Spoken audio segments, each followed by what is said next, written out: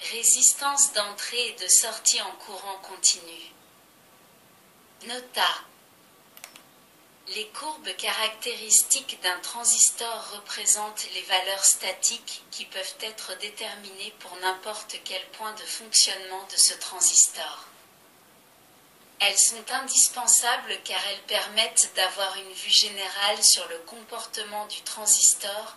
En particulier, elles sont très utiles pour trouver le point de fonctionnement qui convient le mieux et donc pour déterminer le circuit de polarisation. Une fois le point de fonctionnement fixé, il est souvent intéressant de connaître les propriétés du transistor en se limitant à ce point et en opérant sur des nombres au lieu de continuer à utiliser les courbes caractéristiques. Les propriétés d'un transistor relatives à un point de fonctionnement particulier peuvent être définies au moyen d'un certain nombre de valeurs appelées paramètres. Le coefficient d'amplification en courant continu, alpha et bêta selon le type de montage, est un paramètre typique, mais celui-ci ne suffit pas pour donner une indication complète des propriétés d'un transistor. En effet, deux transistors par exemple, l'un de très faible puissance et l'autre de puissance supérieure, peuvent avoir la même valeur de coefficient d'amplification tout en présentant par ailleurs des caractéristiques très différentes.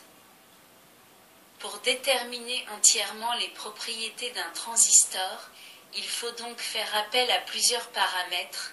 Plus précisément, il en faut 4 pour un transistor utilisé en basse fréquence et 6 quand il s'agit d'un transistor utilisé en haute fréquence. Il existe différents systèmes de paramètres, c'est-à-dire que les propriétés d'un transistor peuvent être représentées selon différents systèmes de 4 paramètres.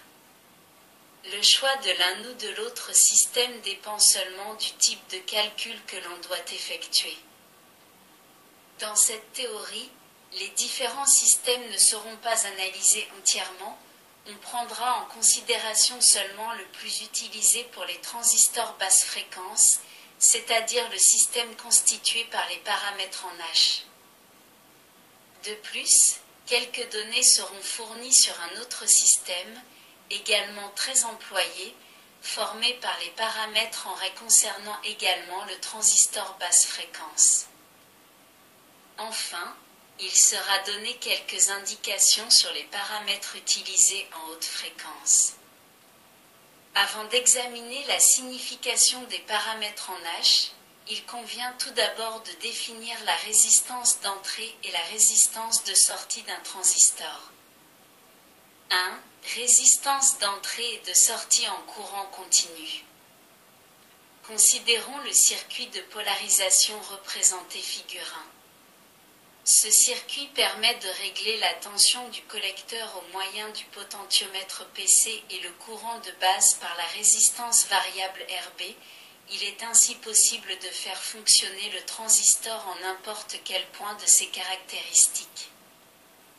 De plus, le millivoltmètre VE et le microampèremètre IE permettent de mesurer la tension et le courant de base, grandeur d'entrée, tandis que le voltmètre versus et le milliampèremètre IS mesurent la tension et le courant de collecteur, grandeur de sortie. Fixons-nous un point de fonctionnement déterminé par une certaine tension VCE et un certain courant IB. Dans ces conditions, il circule dans le circuit de collecteur un courant IC indiqué par IS et il existe entre la base et l'émetteur une tension VBE indiquée par VE. On appelle alors résistance d'entrée relative au point de fonctionnement considéré et désignée par E, la valeur obtenue en faisant le rapport entre la tension et le courant d'entrée, soit Re égale VBE IB. En mesurant la tension VBE en millivolts, cette tension est très faible et il convient donc de l'exprimer en millivolts, et le courant IB en microampères, la valeur de Re sera exprimée en kiloohms. De la même manière, on définit la résistance de sortie comme étant le rapport entre la tension et le courant de sortie, soit RS égale VCE IC. Puisque la tension de collecteur se mesure en volts et le courant en milliampères, la résistance de sortie sera également exprimée en kiloohms. Les résistances RE et RS ainsi définies sont effectivement les résistances présentées par le transistor. RE est la résistance que présente le circuit de base au passage du courant IB et de la même façon, RS est la résistance que présente le circuit du collecteur au passage du courant IC, lorsque le transistor fonctionne en un point déterminé de ses caractéristiques. Puisque ces résistances sont relatives au comportement du transistor, lorsque seules des tensions continues de polarisation sont appliquées à ces bornes, ces résistances sont appelées résistances statiques, d'entrée et de sortie, ou encore résistance en courant continu. Les termes résistance statique indiquent que, dans le circuit utilisé, aucun signal à amplifier n'a été appliqué sur l'électrode de commande, la base, dans le cas du montage émetteur commun. Le transistor se trouve ainsi en condition de repos, c'est-à-dire en statique. Les valeurs des résistances statiques d'entrée et de sortie peuvent être obtenues à partir des caractéristiques du transistor au lieu d'effectuer les mesures avec le circuit de la figure 1. Les caractéristiques complètes relatives à un transistor monté en émetteur commun sont représentées figure 2. Pour déterminer les valeurs de RE et RS en se servant de celles-ci, il faut tout d'abord se fixer un point de fonctionnement. Supposons qu'il soit caractérisé par les valeurs suivantes: VCE égale 4,5 volts, IB égale 50 microampères. Il est repéré figure 2 par un point A sur une des caractéristiques du cadran numéroté I. Traçons une droite horizontale passant par le point A coupant le demi-axe vertical. On lit sur ce dernier la valeur du courant de collecteur relative au point de fonctionnement, IC égale 2,8 mA. Il devient alors possible de calculer la résistance RS qui est égale à VCE IC égale 4,5 volts /2,8 mA égale 1,6 kΩ. Pour le calcul de la résistance d'entrée, il faut déterminer la tension VBE relative au point de fonctionnement considéré. Pour obtenir cette valeur, il faut tout d'abord tracer la verticale passant par le point A jusqu'à rencontrer la caractéristique du cadran 4 ayant comme paramètre la valeur de IB relative au point de fonctionnement. Dans notre exemple, puisqu'IB égale 50 microampères, la courbe qui nous intéresse est celle qui a pour paramètre 50 microampères. On détermine ainsi le point D. Traçons maintenant l'horizontale passant par le point D et coupant l'axe vertical, point C. On peut lire sur celui-ci la valeur de la tension VBE qui est de 162 mV. La valeur de RIST donc égale à 162 mV, 50 microampères égale 3,24 kΩ. Le point D dans le cadran 4 et le point A dans le cadran I représentent tous les deux le point de fonctionnement considéré. La seule différence est que dans le cadran I, on lit sur les axes les valeurs de la tension et du courant de collecteur, tandis que dans le cadran 4, on lit également la tension de collecteur sur l'axe horizontal, mais sur l'axe vertical c'est la tension de base qui est lue au lieu du courant de collecteur.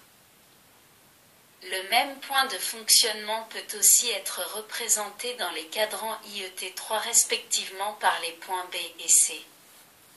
En effet, ces points sont tous les deux situés sur la verticale passant par la valeur IB égale 50 microampères lue sur le demi-axe horizontal gauche, ce qui signifie que le transistor a un courant de polarisation de base de 50 microampères.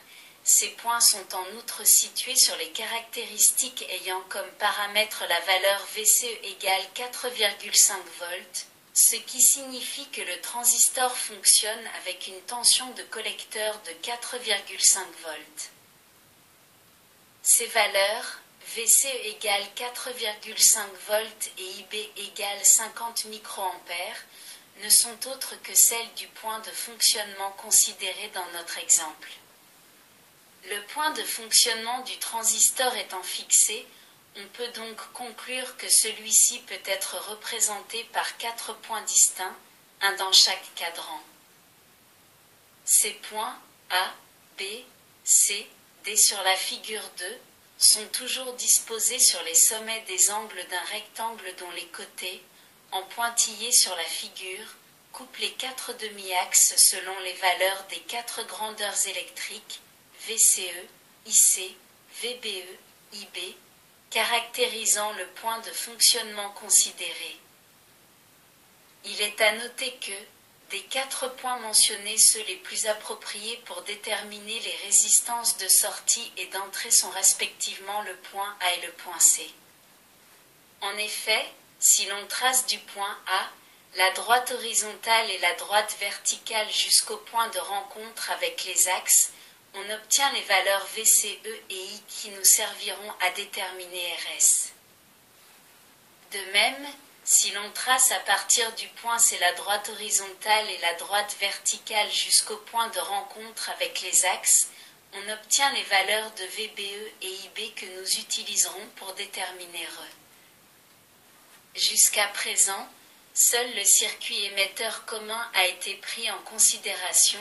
Il est cependant évident que l'on peut utiliser le même raisonnement pour le montage basse commune et dans ce cas aussi, on peut déterminer une résistance d'entrée et une résistance de sortie. Étant donné que pour le montage basse commune, les grandeurs d'entrée sont la tension VEB et le courant d'émetteur I, tandis que les grandeurs de sortie sont la tension collecteur base VCB et le courant IC, on aura évidemment RE égale VEB et IE et RS égale VCB et IC. Ces résistances peuvent être déterminées à partir des caractéristiques du transistor qui doivent être à présent celles du montage basse commune.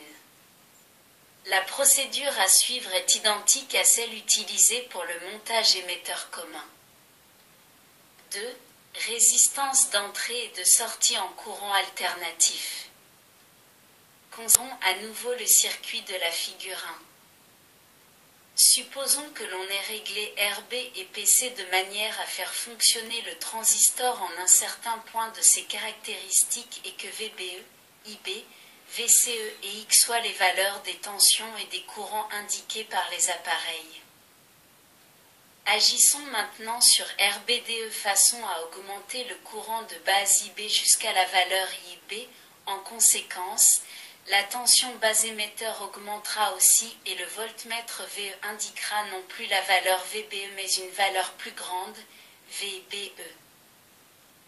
En d'autres termes, on augmente le courant de base de IB-IB que l'on note delta IB et l'on constate une augmentation correspondante de la tension base émetteur V'-BE-V'-BE notée delta VBE. On définit ainsi la résistance dynamique d'entrée ou résistance d'entrée en alternatif que l'on désigne par RE, sa valeur est RE égale delta VBE delta IB. Il peut arriver que l'augmentation de IC qui est obligatoirement provoquée par l'augmentation de IB entraîne une diminution de la tension VCE. Si cela se produit, avant de lire les valeurs de I'B et V'Be, il faut ramener VCE à sa valeur initiale en agissant sur PC. En effet, la résistance dynamique d'entrée doit être calculée en maintenant constante la valeur de la tension de collecteur VCE, et ceci pour la simple raison que cette tension a toujours une certaine influence sur les valeurs du courant et de la tension de base.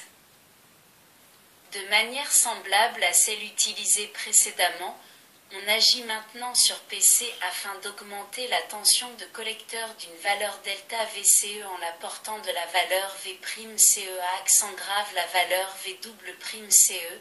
On obtient ainsi une augmentation du courant de collecteur et du courant de base.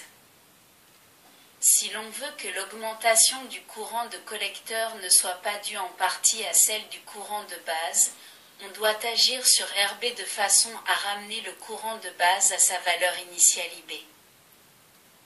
On peut lire alors sur le milliampère-mètre IS la nouvelle valeur I double prime C. L'augmentation du courant de collecteur est donc égale à I double prime C moins I prime C noté delta IC. On définit alors la résistance dynamique, ou en courant alternatif, de sortie que l'on désigne par RS, sa valeur est RS égale delta VCE, delta IC. Le nom de résistance en courant alternatif ou résistance dynamique, donné aux résistances d'entrée et de sortie qui viennent d'être définies, est dû au fait que ces valeurs sont celles que le transistor présente au passage du courant alternatif, superposé au courant continu de polarisation, constituant le signal à amplifier appliqué à l'entrée du transistor ou celui amplifié prélevé à la sortie. Il est intéressant de noter que le transistor se comporte de manière très différente vis-à-vis du courant continu de polarisation et de celui alternatif constituant le signal. Aussi, les valeurs des résistances en courant continu et en courant alternatif sont en général très différentes l'une de l'autre. Pour avoir une idée de l'écart existant entre ces valeurs, il convient de calculer RE et RS pour le point de fonctionnement considéré dans l'exemple précédent. Pour la détermination de RE, il faut provoquer une augmentation de IB et voir quelle augmentation de la tension VBE en découle, en maintenant bien sûr constante la valeur de la tension de collecteur. En se référant à la caractéristique d'entrée, cadran 3, de la figure 2, on peut voir que le point de fonctionnement C doit se déplacer sur la courbe ayant pour paramètre 4,5 volts, puisque c'est la valeur de la tension de collecteur relative au point de fonctionnement considéré. Supposons que l'on augmente le courant de base de 50 microampères à 70 microampères, le point de fonctionnement passe de C en C' comme indiqué figure 3. De ce fait, la tension VB augmente, passant de 162 mV à 177 mV. La valeur de Re relative au point de fonctionnement C est donc égale à Re égale delta VBE delta IB égale 177 moins 162, 70 moins 50, égale 15 mV, 20 microampères égale 0,75 kΩ. De façon semblable, on peut déterminer la résistance dynamique de sortie à partir des caractéristiques indiquées au cadran et reporté figure 4 ci-dessous. Supposons que l'on augmente la tension de collecteur de 4,5 V à 6,5 V en maintenant constante la valeur du courant de base, le point de fonctionnement du transistor passe alors de A en A'. Le point A' se trouve également sur la caractéristique ayant comme paramètre IB égale 50 microampères, voire figure 4 ci-dessous.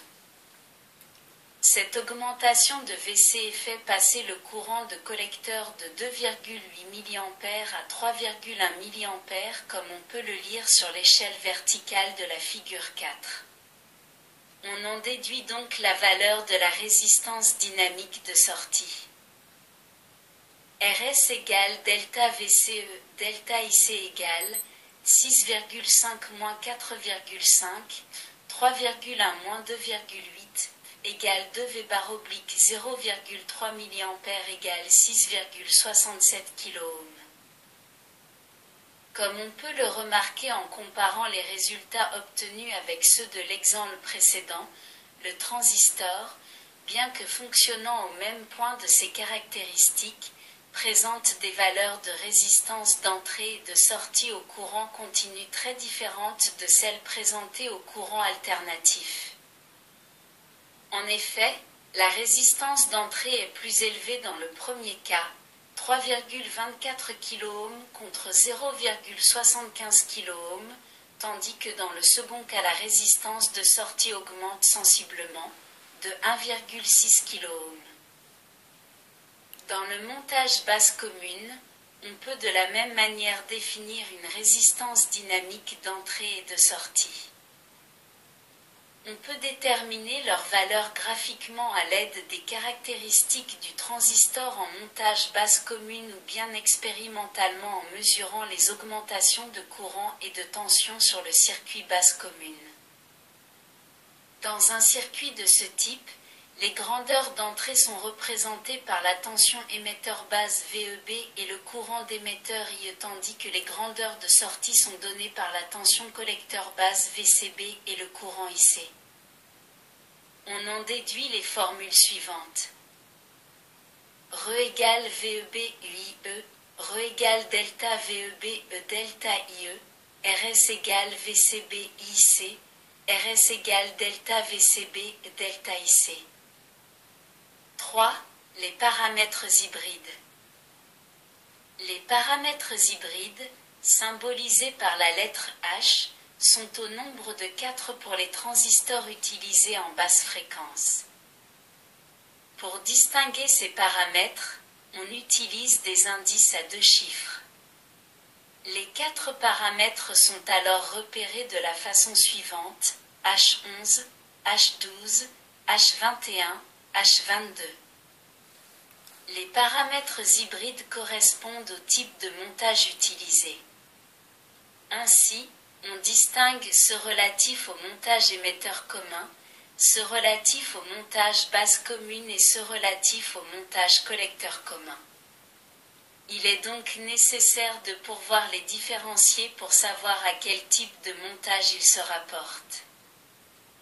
Pour cette raison, l'indice est complété par la lettre E dans le cas du montage émetteur commun, par la lettre B dans le cas du montage basse commune et par la lettre C dans le cas du montage collecteur commun, d'où les symboles H11E, H12E, H21E, H22E, émetteur commun.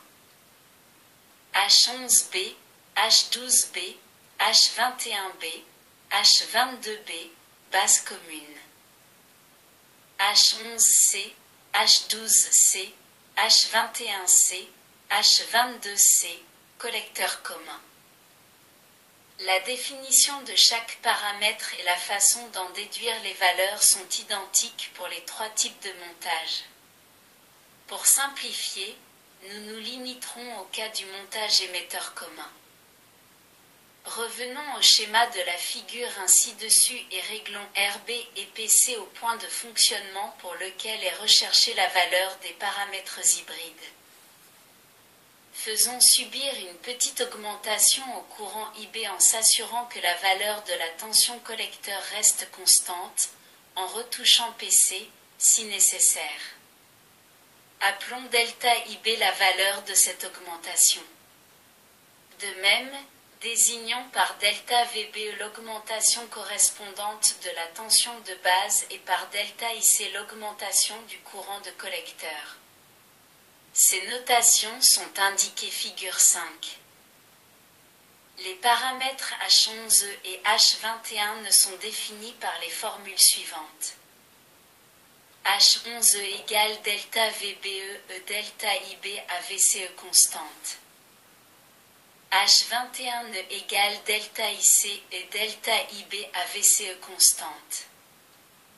On peut voir immédiatement ce qu'indiquent ces paramètres ou plus précisément quelle est leur signification physique. Le paramètre H11 est autre que la résistance d'entrée en courant alternatif. En effet, sa valeur est donnée par le rapport entre l'accroissement de VB et l'augmentation de IB à tension de collecteur constante. Il est défini de la même façon que l'était la résistance d'entrée dans le paragraphe précédent. La valeur de H11 s'exprime donc en ohms ou en kiloohms, puisqu'il s'agit d'une résistance. Le paramètre H21 est par contre représente le rapport entre l'accroissement du courant de collecteur et l'augmentation du courant de base à tension de collecteur constante. C'est donc le coefficient d'amplification en courant alternatif. Comme les caractéristiques représentées dans le cadran 2 sont assimilables à des droites passant par l'origine, on considère que le coefficient d'amplification en courant continu β et que le coefficient d'amplification en courant alternatif H21 ne sont égaux. Pour déterminer les autres paramètres H, considérons à nouveau le schéma de la figure 1. Faisons croître la tension de collecteur en agissant sur PC, sans oublier de retoucher RB pour ramener IB à sa valeur initiale. On désigne respectivement par delta VCE, delta IC et delta VBE, l'augmentation de la tension de collecteur et les accroissements qui en découlent pour le courant de collecteur et la tension de base, comme indiqué figure 6. Les valeurs de H22e et 12e sont données par les formules suivantes. H22e égale delta IC et delta VCE à IB constant. H12 égale delta VBE, delta VCE à accent grave IB constant. On remarque que le paramètre H22 est le rapport entre l'augmentation du courant de collecteur et l'augmentation de la tension de collecteur à courant de base constant, c'est-à-dire l'inverse de la résistance de sortie en courant alternatif. L'inverse de la résistance étant défini par la conductance, le paramètre H22e représente donc la conductance de sortie en alternative du transistor. Sa valeur s'exprime en unité de conductance, c'est-à-dire en Siemens, S, ou en millisiemens, ms, ou bien en microsiemens, ms, mais on la donne le plus souvent en MV, milliampères par volt, unité équivalente au millisiemens ou en MUAV, équivalent au mus. Enfin, le paramètre H12 est donné par le rapport entre l'augmentation de la tension de base et celle de la tension de collecteur qui l'a provoquée, à courant de base constant. Ce paramètre est appelé coefficient de réaction en tension, puisqu'il exprime l'influence de la tension de sortie sur la tension d'entrée. Généralement, la tension d'entrée n'est que peu influencée par la tension de sortie, c'est-à-dire que l'augmentation de VBE est toujours beaucoup plus faible que celle de VCE. Par conséquent, H12 est toujours très petit, de l'ordre de quelques millièmes ou moins. En reprenant le même raisonnement, mais cette fois-ci pour un circuit basse commune, on peut définir les paramètres hybrides H11B, H21B, H12B, H22B. Ici toutefois, le paramètre H21B est sensiblement égal au coefficient phi. En conclusion, voyons la définition qu'il est possible de donner aux différents paramètres. H11 égale résistance d'entrée. H21 égale coefficient d'amplification en courant. H12 égale coefficient de réaction en tension. H22 égale conductance de sortie. Il est important de rappeler que les deux premiers paramètres doivent être mesurés en maintenant la tension de sortie constante, tandis que les deux autres doivent être mesurés à courant d'entrée constant. Il est à noter que le symbole H, initial du terme anglais hybride, attribué à ces paramètres est dû au fait qu'ils ne sont pas homogènes en ce qui concerne leurs unités de mesure. En effet, tandis que deux d'entre eux, H21 et 12, sont des nombres purs donc sans dimension, le premier, H11, est une résistance et le dernier, H22, une conductance. En observant les formules qui définissent les divers paramètres hybrides, on remarque que le chiffre 1 se rapporte à l'entrée et le chiffre 2 à la sortie. Ainsi, H11 indique le paramètre obtenu par le rapport de deux grandeurs d'entrée. De même façon, H21, H12 et H22 indiquent respectivement les paramètres obtenus par le rapport d'une grandeur de sortie avec une grandeur d'entrée, d'une grandeur d'entrée avec une grandeur de sortie et enfin entre deux grandeurs de sortie. Il existe également d'autres termes pour définir les indices des paramètres. En effet, H11 est parfois désigné par H, I parce qu'il représente la résistance d'entrée, I étant l'initiale de input égale entrée. Le paramètre H21 est aussi désigné par HF parce qu'il représente l'amplification directe, c'est-à-dire l'amplification que subit un courant en allant de l'entrée vers la sortie, F étant l'initiale de forward égale direct. Le paramètre H12 peut être remplacé par HR, car il exprime une réaction en sens inverse, R étant l'initiale de reverse égale inverse, c'est-à-dire entre les tensions de sortie et d'entrée. Enfin, le paramètre H22 peut être remplacé par H, O parce qu'il représente la conductance de sortie, O étant l'initiale de output égale sortie. 4. Valeur des paramètres selon le point de fonctionnement. Les propriétés d'un transistor dépendent d'une manière plus ou moins grande de son point de fonctionnement. Il est donc évident que les paramètres hybrides dépendront également du point de fonctionnement, c'est-à-dire qu'ils varieront lorsqu'on déplacera celui-ci sur la caractéristique. Pour cette raison, lorsqu'on indique les valeurs des paramètres H, il est nécessaire de préciser à quel point de fonctionnement ils se rapportent. Dans le cas du transistor BC108B par exemple, les paramètres H donnés pour un montage émetteur commun, point de fonctionnement, VCE égale 5 V et IC égale 2 mA à la fréquence de 1 kHz et à la température de 25 degrés Celsius, sont les suivants. H11 égale 4,8 kΩ.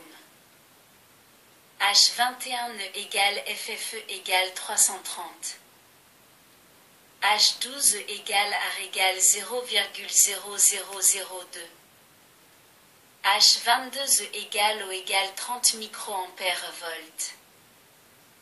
Pour connaître les valeurs des paramètres hybrides relatifs à des points de fonctionnement différents de celui pour lequel les valeurs ont été données, il faut utiliser des diagrammes appropriés que l'on trouve dans les manuels des constructeurs. Un exemple de ces graphiques est représenté figure 7. Ils sont relatifs au transistor BC108B et servent pour passer du point caractérisé par VCE égale 5 V et IC égale 2 mA à un point quelconque situé dans la zone permise des caractéristiques du transistor en question. Le diagramme de la figure 7, ci-dessous tient compte du courant IC du nouveau point de fonctionnement, tandis que celui de la figure 7b est relatif à la tension VCE. Supposons que l'on veuille calculer les paramètres H du transistor BC108B pour le point de fonctionnement caractérisé par VCE égale 9 V et IC égale 7 mA. La courbe I de la figure 7- nous donne pour IC égale 7 mA la valeur KI égale 0,36 tandis que celle de la figure 7- B donne pour VCE égale 9 V la valeur KV égale 1,05. La valeur H' relative au niveau du point de fonctionnement est obtenue par la formule suivante dans laquelle il y a la valeur relative au point de fonctionnement initial. HI égale IX KIX KV égale 4,8X 0,36X 1,05 égale 1,81 kΩ. En procédant de la même façon pour les autres paramètres, on trouve les valeurs suivantes. Pour FFE, KI égale 1,1, KV égale 1,05 dont je fais égale 330x 1,1 x 1,05 égale 381. Pour AR, KI égale 1,15, KV égale 0,87, Donchereux égale 0,0002x 1,15x 0,87 égale 0,00020. Pour O, KI égale 4,6, KV égale 0,79, donc HO égale 30x 4,6x 0,79 égale 109 microampères-volts. Bien que les diagrammes de la figure 7 soient relatifs au transistor BC108B, ils peuvent néanmoins donner une idée de la variation des paramètres hybrides relatifs au montage émetteur commun pour tout type de transistor de faible puissance utilisé en basse fréquence, lorsque le courant et la tension de collecteur varient. En observant le diagramme de la figure 7A, on peut dire que, lorsqu'IC augmente, la résistance d'entrée du transistor, I, diminue sensiblement, la conductance de sortie, O, croît par contre considérablement et comme la conductance est l'inverse de la résistance, on en déduit que la résistance de sortie diminue fortement lorsque le courant de collecteur augmente.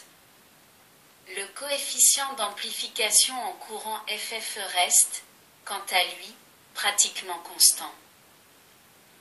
De même, en observant le diagramme de la figure 7b, on peut dire que la résistance d'entrée, I, et le coefficient, FFE, restent sensiblement constants lorsque la tension de collecteur augmente, tandis que la conductance de sortie diminue légèrement, ce qui signifie que la résistance de sortie augmente légèrement.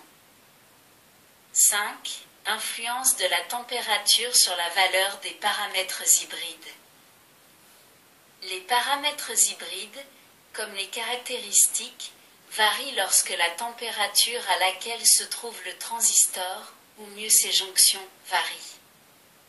Les valeurs indiquées dans les manuels sont, en général, relatives à la température de 25 degrés Celsius.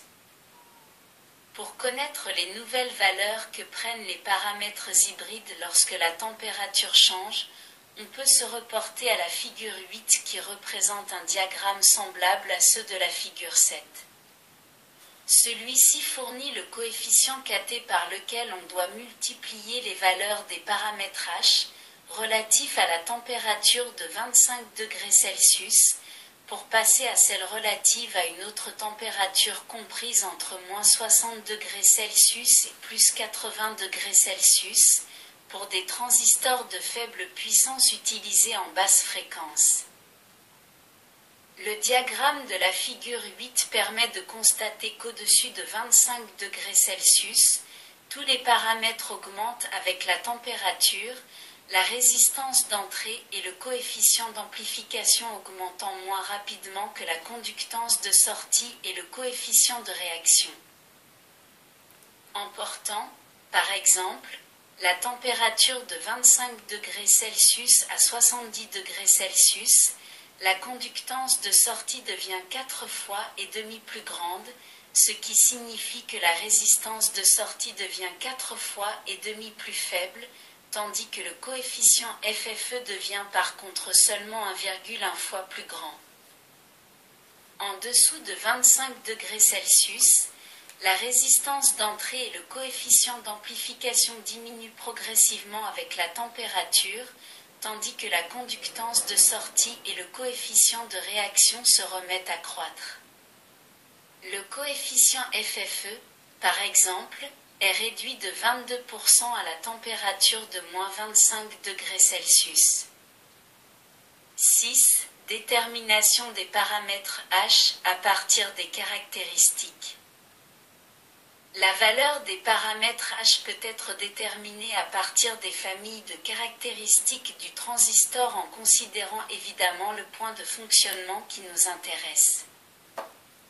Pour calculer la valeur du paramètre I, la procédure à suivre est la même que celle indiquée figure 3 puisque, comme on l'a vu, ce paramètre coïncide avec la résistance d'entrée en courant alternatif.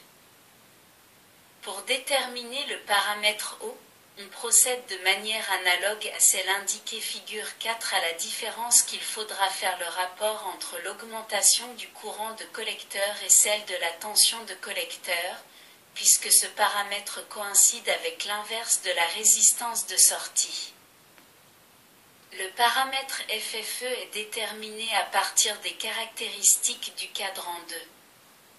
Il suffit de prendre une augmentation du courant de collecteur en correspondance avec l'augmentation du courant de base lorsque la tension de collecteur reste constante. Enfin, il reste le calcul du paramètre AR. À ce sujet, il faut observer que ce paramètre se détermine très difficilement sur les caractéristiques du cadran 4 en raison de sa valeur généralement faible. Fin de cette première leçon et pour terminer celle-ci, nous allons continuer sur une autre page intitulée « Semi-conducteur 6 », deuxième partie. Paragraphe 17.1. Voir sommaire électronique fondamental.